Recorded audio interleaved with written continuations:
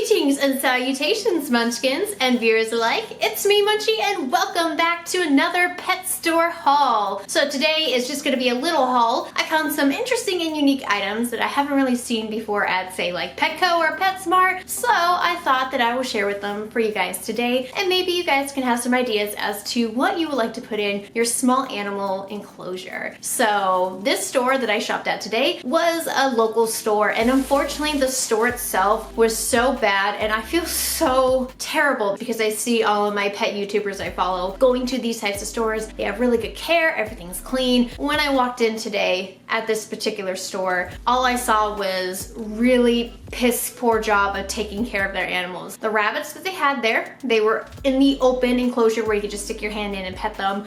They were in their own feces for a while. Their white paws had turned yellow, bright yellow, which was a sign of, hey, this needs to be cleaned, possibly morning and night, and you guys are not doing that, because there was about 7 rabbits. They were very small, they were still babies, in an enclosure together, and it looked like nobody's paying attention to them. Next to the guinea pig enclosure, which unfortunately I didn't get a good look because there was things on top of it and it was closed off. Then beside it, in a guinea pig enclosure, there was a crate with kittens in it. Yeah, you heard me right, kittens. And on the glass it wrote in poor writing, kittens $150. And I was just shocked because, one, it's not a proper container to be housing kittens in. It is in a small animal, guinea pig, rabbit style enclosure where you put your hand in, but it was locked up. And all they had in there for shelter and protection was their own crate. And they were all piled in there. There was only a couple of them, but I felt really bad because it was the noisiest pet store. There was an adoption event going on with a really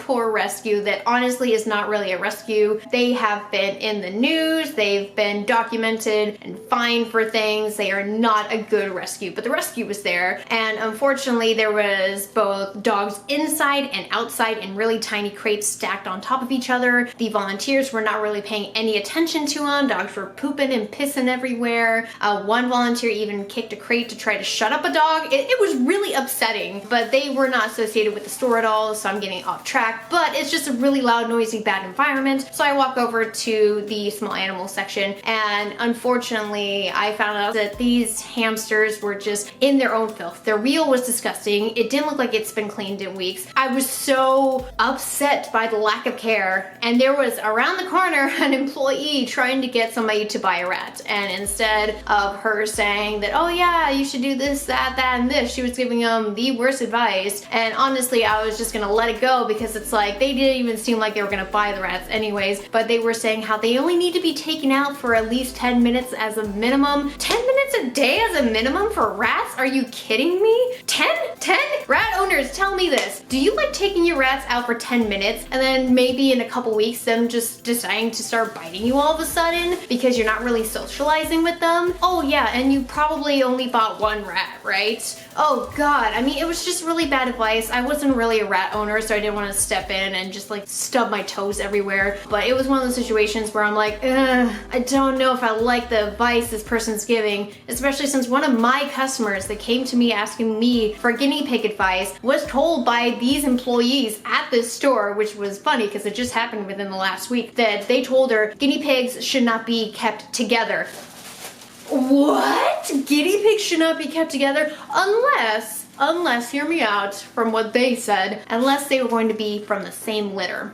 That is so false. That is the falsest bullshit I've ever heard. And even litter mates don't always get along. It was a very bad, poor environment. But the store itself, it's like nobody really seems to clean and or care. The rat cages, however, they looked a little bit clean, but there was way too many rats in there to be in an enclosure like that. So of course they had to clean it because it just probably got so infested so quickly. Really not good environment. Probably not gonna shop there for a while, but they are the store that has very unique items. So let me finally show you these because people say I talk too much, but I just want to share with you what I experienced today. I wasn't very happy. I bought these items, I left, and then I thought to myself, I probably should write a review in the future of this place because it's not the greatest. And I went online and already saw a few reviews and they're not good either. So I hope people will listen. And here we go. Let's look at these items today because I got my heart broken just by looking at all the poor creatures in there. So let me just spoil my hamsters and my foster hamsters behind me right here. So just a note, my foster home is different from a person personal home where you personally keep animals. My fosters are meant to go into their own homes in the future. I'm just currently giving them a place to go right now. So if you see anything behind me that's questionable to you, like a temporary setup, it's only temporary. So please be advised and be aware. First, we have the Timothy Club Animal Oxbow Timothy Hideout. Hamsters, they don't really need hay, but when it comes to a hideout, I noticed that they don't really chew at the hay too much. And this one they can easily get from this side and this side in, and the bottom is also split open, which is good because I don't like hides that usually are blocked off, because that means if the hamster goes potty in there, you're most likely gonna have to clean it and or throw it out when it gets really disgusting and saturated. So it's nice to know that I could just plop this in the enclosure and the poop and the urine is going to be underneath in the bedding where it gets absorbed anyways. So this was a good little find. It was only $5.99, so that's good. But one of the dwarf hamsters is gonna love this because a Syrian should probably not fit in something that small. Next, another hide, and this is from Farmers Market Small Corn and Grass Tunnel. Natural corn hideout and chew. Totally safe to chew, provides a sense of security, made from renewable resources. Now this one I thought was really cool because it had these right here. Had the sides. They love anything like this where they could just gnaw on it. And it is a very strong tunnel, and I thought this would be very cute when it comes to some sort of future themed cage. This even would look good in a fall themed cage, but unfortunately I've already done a fall themed cage, so time has passed on that. But maybe for next year if this tunnel survives then. But I liked it. I thought it was cute. It was only $5.99 as well, and it says hamsters, gerbils, and pet rats. Well, I can kind of see a small rat going in here. I don't think that would be appropriate for an adult size rat, but it is very cute, and hopefully my hamsters will like hiding in here because I do like to be in something small and secure, but have enough room to wiggle in. I don't think my foster hamster Hershey can fit in here, but I know my other hamsters, especially Syrians, can fit in something like this. Now, I saw this and I thought, oh, this is kind of cute. Very interesting idea. This would be great for a theme cage. It is a cardboard little hide that does not have an opening in the bottom, and it looks like it does come with hay inside, but it says here, pet-friendly vegetable-based inks. So if you guys were wondering, hey, there you go, vegetable-based inks. That is most natural and a better option when it comes to putting stuff in, because even with pet chew toys, they do use vegetable inks, but it sucks as the color runs. But nothing can last forever, really, especially since they get them chewed up all the time. But this is safe to use, and it would be kind of cute to have a farm-themed cage in the future, won't you agree? And I like coming to this store, even though it's not the greatest store in the world, and I don't like their care when it comes to actually taking care of the animals, is that they have Living World products, and I don't really see this a lot unless online, but I thought I would try the Living World drops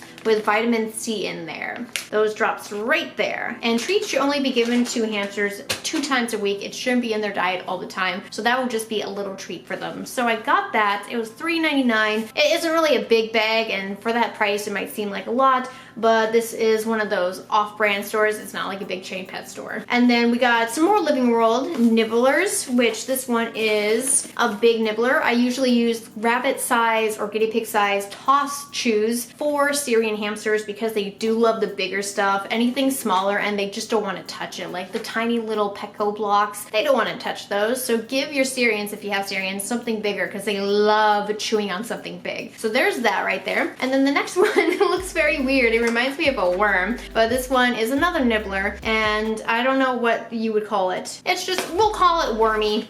It looks like a worm, especially with the way it moves. So this one was only $2.99, this one was $2.99, not a bad deal at all. And so they're gonna chew this up, I can tell you right now. If I gave this to like Sahara or something, she's gonna be like, nom nom nom nom. Delicioso. And last but not least, this is supposed to be a grass hideout for rabbits, but instead it looks kind of small for a rabbit. And I don't like the fact that people think that this is the right size for all your rabbits, because I've seen some pretty large rabbits and they get huge. This right here is the Roll a Nest Grassy Hideout for $14.99. This one was quite expensive, but this would be a perfect. And I will take this out, even though it looks like, what is that?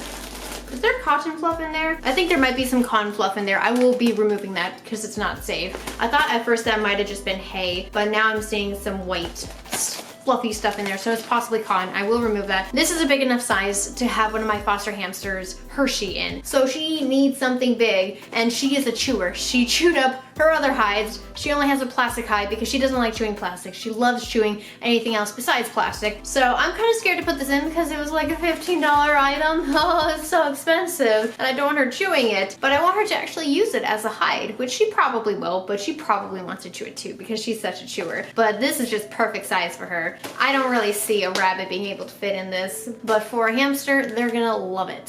So thank you guys so much for watching this haul video today and just listening to my little store rant there because, oh, it was just awful to walk in and see all the bad care. But hopefully next time when they're not as busy, because this was on a weekend, that they are going to listen, that they are going to be concerned with my remarks, especially for the small animals. And unfortunately, they use the improper size wheels for their hamsters, and I have talked to them about that before too, and it seems like nobody really cares. They say it's fine. They do the denial thing that it's fine. It's fine. It's not fine. But hey, if you guys see any bad care going on in your local pet stores, bring it up to a superior. Let them know your concerns for that animal. If only people were paying attention to me in that store, that'd be great. But they were all busy, especially with puppies and the kitties. Yeah, that seems like that's all they ever care about. It's just the bigger animals. But hopefully, as a community, we can make a difference in the small animal lives by letting people know, hey, this needs to be updated. Hey, this needs to be cleaned out. Hey, this needs to be addressed. Hey, I'm sorry if I'm telling you how to do your job. You need to do your job. If they're not paying you enough, go somewhere else and let somebody who actually cares do it. So thank you guys so much. If you liked the haul and my little rant, hit like to show support. Comment down below saying anything related to this video, please. And subscribe if you're new here and would like to see more from moi here. Mwah! Ha! Thanks guys, and see you next time. Bye-bye!